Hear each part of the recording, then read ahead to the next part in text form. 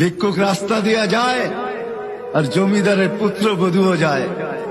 একজন সামনের থেকে আসতেছে, একজন সামনের দিকে যাইতেছে। দুইজনের ক্রসিং এর সময় ভিক্ষুকের গায়ের কাদা জমিদারের পুত্রবধূর গায়ে লেগে গেছে। সে দুনিয়া আন্ধার করে ফেলছে, স্বামীকে টাইকা নিয়ে আসছে, বলছে ভিক্ষুক আমার কাপড় নষ্ট করে দিছে। সে শুধু ভিক্ষুক ছিল না, বৃদ্ধ ছিল।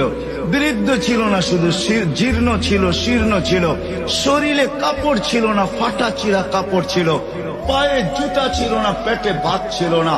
জমিদারের পুত্র সইতে পারে নাই, যৌবনী শক্তি সয়তো সয় কি কইরা তার স্ত্রীর গায়ে ভিক্ষুকের কাদা, বস সমগ্র শক্তিকে হাতে জমা করা, একত্র করা বৃদ্ধের গালে বসায়।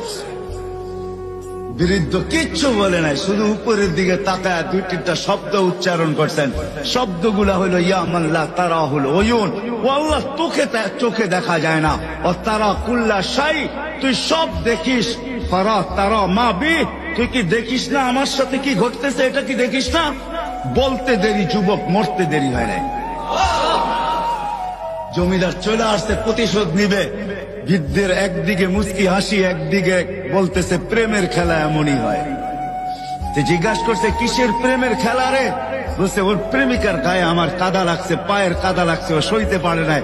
যৌবনী শক্তি দিয়ে আমার বৃদ্ধ গালে বসায় দিছে। আমাকেও একজন ভালোবাসে, সেও সইতে পারে না, সেও সইতে পারে না। ও তো থাপ্পড় দিয়া খেলতো, সে জান নিয়ে নিছে, জান।